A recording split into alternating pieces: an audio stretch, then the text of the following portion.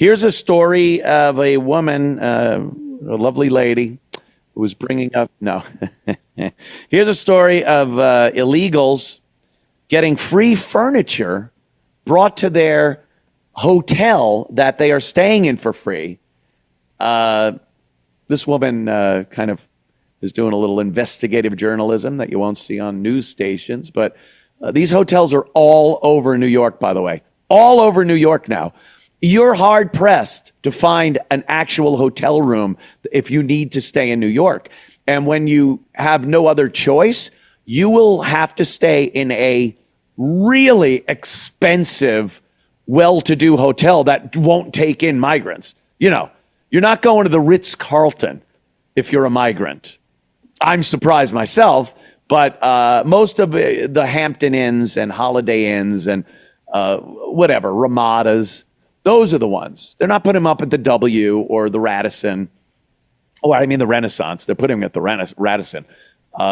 So because these low-cost rooms are all taken up, you are going to spend between $500 and $700, usually closer to $700, for one night in Manhattan because there's no rooms for you. They're all taken up with migrants. And who's paying? Well, if you live in New York, you are. Not for your room, for their room. You're paying $700 for your room. So, again, who wants this? Who's clamoring for this? What citizen votes someone in and goes, good, I love what you're doing with these migrants. This is great. Keep it going. When all it's doing is costing you money, perhaps costing you your life.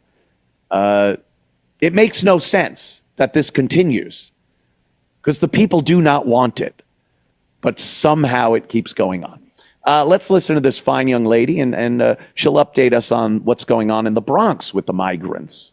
I'm in the Bronx right now. We've came upon 3 secret shelters. Inside of New York City, there's over 200 shelters that are housing migrants. Here's 3 hotels. 1, 2, 3. It takes up a full block that are housing migrants in there. And what is not good here, good for the migrants, but bad for American taxpayers, is look at all the furniture trucks. Those furniture trucks are delivering brand new furniture in these hotels for migrants. So not only are the migrants getting these hotels to live in, they're having free furniture delivered for them. It is insanity. The people that live around here, they had no idea that these were migrant shelters. They're upset. We've been told by one citizen that lives in New York, he has been trying to get an apartment for 3 years. He says now that the migrants get the apartments over the citizens because the apartment complexes know if we put migrants in these apartment complexes, the government's going to pay us, and it's free, easy money, just like these hotels. Free, easy money for them. This is what is going on. Millions of people flooded our borders. It's happening each and every day. A full block right here in the Bronx that we tried going into that shelter and in that hotel and they kicked us right out. Yep. That's what happens. And by the way, don't be lulled into this free thing. When you hear free, that anyone's getting something from the government for free, that's your money. That's not free. That's somebody going in, taking your debit card, using an ATM and going, wow, the ATM's giving me free money. And you go, wait a minute. No, that's my money. No, it's free. That's what you should think of every fucking time you hear about free something. I mean, I love the woman that did this. She's great. Nice tits and everything. But it's not free. This is our money. We are paying this to the tune of, at this point, I believe, hundreds of billions of dollars for the migrants that are migrants. Fuck me, Anthony. Illegal aliens that are in this country. And that's what they're saying. You know, obviously it's more. That's one block in the Bronx. One city block in one borough of a major American city. You think that's it? You think you walk around and go, oh, this is where the illegals are? Wow, a whole city block. That's crazy. No, they're everywhere. Everywhere. Every borough of New York City, Long Island, Nassau and Suffolk County, Westchester. They're all over. And you know what? What the fuck? What are we doing about it? I don't know. I have no answers. And this can't be fixed. Like, what do you... you know, I'm a big Trump fan. People know that. I support him for president. I know there are a lot of issues with his ties to Israel and whatnot. I get it. I'm not even refuting that. There are some disheartening things that you hear about Donald Trump. But, you know, Kamala? I think not. So, you know, even Trump says, hey, yeah, we're going to deport him, deportation, mass deportations. You can't. It just isn't going to happen. They are here. They are now here. They have invaded our country. And unless they are treated as invaders, to be thrown out that way, not with government policy and red tape and some bureaucratic nonsense that you fill this out, you're deported, you have your time in front of a judge, and if you can't prove that, you're deported. Not that way. That's never going to happen. They'll be tied up forever, and we'll be in the same position as they continue to let more and more in.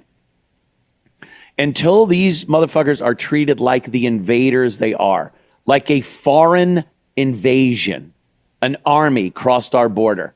They are trying to destroy our way of life, kill our people, bring their crime, their criminal element into our country.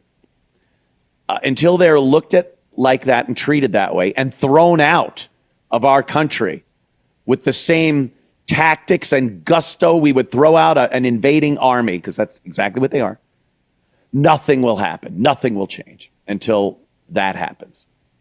And, you know, look, I like Trump. I have a lot of confidence that he could fix some stuff.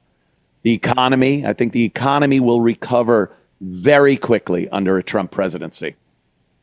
I think if he wins and he's inaugurated in January, I think by the summer, by next summer, we will be seeing an amazing economic turnaround that quickly. This, you know, if Trump was the greatest surgeon ever, there's just some tumors that are too, you know, it's wrapped around the spine. I can't get it all. You know, I think that's kind of what we're looking at here. They have fucked this country up so bad that it is unfixable, at least with this issue and a few other issues, but this is a biggie. I think many other elections previously, we talked about, well, if they get elected, they're going to do things that will kill this country, fuck up this country. It'll be irreparable damage. And I think we, you know, a lot of hyperbole there. But this, I think this is one of those issues where you just can't fix it. They are dug in. How do you get a Venezuelan gang out of Aurora? You've been shipping them up there. You've been allowing them to come across the border and go up there. Unless the army parachutes into Aurora and starts blasting these motherfuckers and dropping pamphlets that say, turn your ass around and go right over that border again. Retreat. Take your foreign army of violent criminals and leave our country, or you will be killed. Cruise missiles, drones, everything.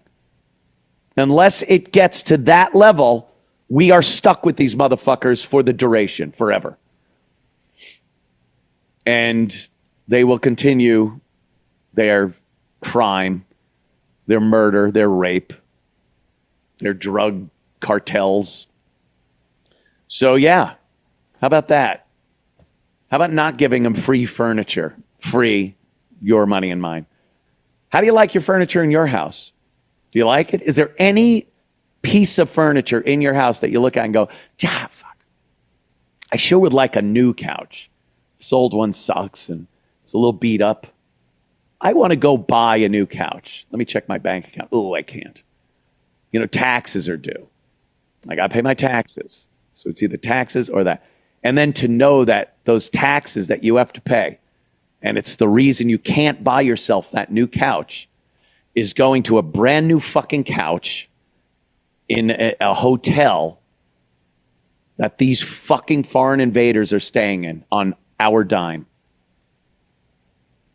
That make you feel good? How are you not incensed? How is the anger not boiling up to the point where it is reasonable that you think the military should intercede here and drive back these invaders to where they came from? I don't know. I talk about it. I'm called a racist. You talk about, Trump talks about it. He's called a racist, xenophobic. These are wonderful, but dreamers. They give them names like dreamers.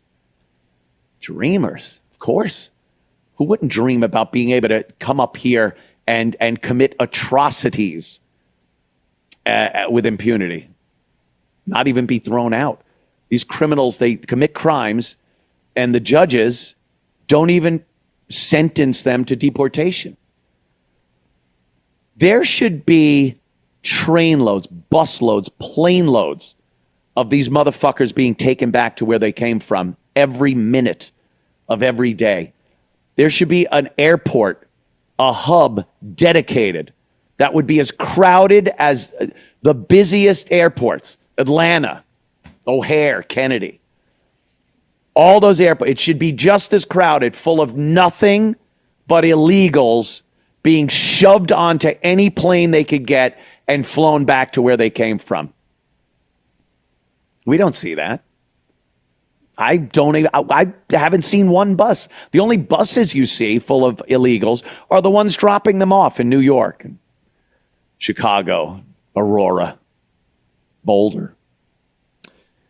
And you know, we sit, we bitch, we complain. I've never spoken to an actual human being that is for this, that thinks this is a good thing. I've seen him on videos. They're wide-eyed mental patients. They don't seem real. They don't seem like real people. They're so out there that you can't possibly fathom them functioning in our society. And they talk about, welcome newcomers. They got signs, refugees welcome, and they look batshit crazy. The slightest bit of any type of sense in an American, and you will hear, yeah, this isn't good. I don't want this. I don't want to vote for this. And then it continues. It just keeps happening. Why?